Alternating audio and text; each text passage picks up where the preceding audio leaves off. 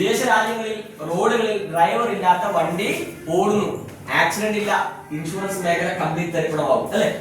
ഏറ്റവും കൂടുതൽ തൊഴിലവസരം കൊടുക്കുന്നതാണ് ഡ്രൈവർ. ആ മേഖല കംപ്ലീറ്റ് പോകാൻ പോകുന്നു. അടുത്ത 10 വർഷം കൊണ്ട് ചെന്നൈ നഗരത്തിൽ കംപ്ലീറ്റ് എന്തുവരും? ഡ്രൈവർ ഇല്ലാത്ത വാഹനങ്ങൾ വരും. ശരിയല്ലേ? കോഴിക്കോട് വലിയ വലിയ ഹോസ്പിറ്റലുകളിൽ ഇന്ന് റോബോട്ടാണ് സർജറി നടത്തുന്നത്.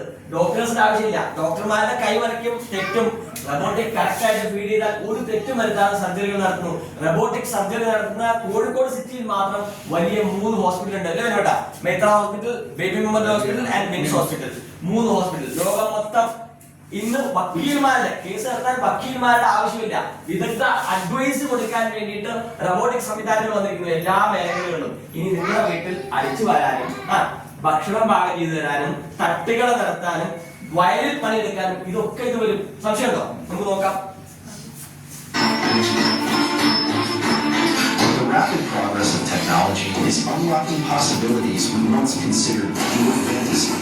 This video offers a playful peek into a future where robots might take on an incredible variety of roles, preparing delicious meals in kitchens, painting walls with unmatched precision, or even driving us around to make commuting a breeze. Though this vision is purely imaginative, it raises a thrilling question. How far can robotics and artificial intelligence go in reshaping our world? As we marvel at these futuristic ideas, it's worth considering the countless ways technology could enhance our lives. Could robots become our ultimate collaborators? എല്ലാ പണിയും മുമ്പെടുത്തോളൂ. കൂലി കൊടുക്കണ്ട, ഭക്ഷണം കൊടുക്കണ്ട, ടൈമിന്റെ പ്രശ്നമില്ല. പണി കൊടുത്താൽ മതി. പണി കൊടുത്താൽ അങ്ങനെ എടുത്തുകൊണ്ടേയിരിക്കും. ആകെ കുറച്ച് പണം ഇംഗ്ലീഷ് ചെയ്ത് മൂപ്പരെ വീട്ടിൽ കൊണ്ടുപോയി വെച്ചാൽ മതി. എത്ര മേഖലകളിലുള്ള ആളുകളുടെ പണി പോയി അല്ലെ?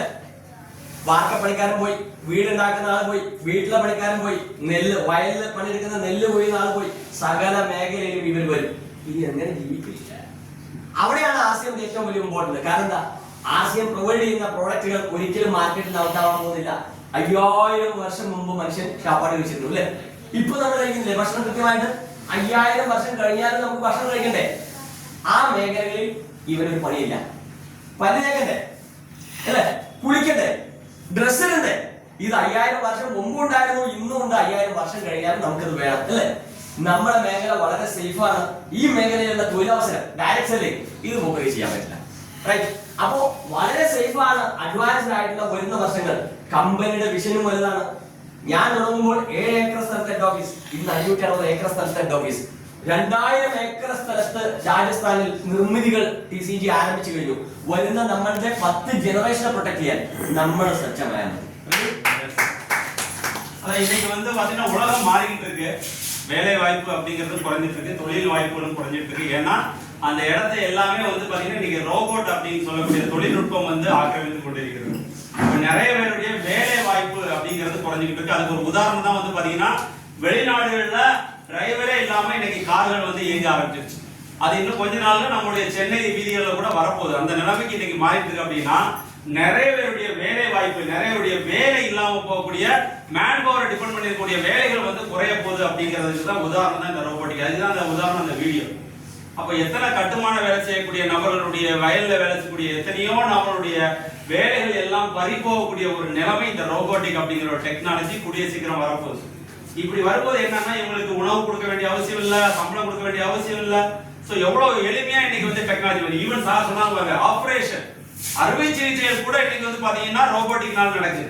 கோழிக்கோட்ல 3 பெரிய ஹாஸ்பிடல்ல இன்னைக்கு அறுவை சிகிச்சை ரோபோ தான் பண்ணிட்டு இருக்கு. அந்த நிலைமைக்கு வக்கீல் தொழில் கூட இன்னைக்கு ரோபோ பண்ற அளவுக்கு இன்னைக்கு மாறிட்டு இருக்கு. ஆனா மாறாத ஒரே ஒரு விஷயம் மட்டும் என்ன அப்படின்னா இந்த டைரக்ட் செல்லிங் அப்படிங்கிறான். ஏன் அப்படின்னா மனிதன் ஆதி காலத்துல இன்னைக்கு வரைக்கும் அவன் செய்யக்கூடிய ஒரு உணவு அவன் தான் அவன் சாப்பிட்டாகணும். அவன் குளிக்கிற விஷயம் அவன் தான் பண்ணியாகணும். அதுக்கு தேவையான ஷாம்பு அவனுக்கு அதுதான் கிடைச்சாகணும். அப்ப இது எல்லாமே டைரக்ட் செல்லிங்ல இருக்குது. இதை ரோபோ பண்ணாது. அப்படிப்பட்ட ஒரு அற்புதமான பிசினஸ் தான் நம்முடைய டைரக்ட் செல்லிங் பிசினஸ்.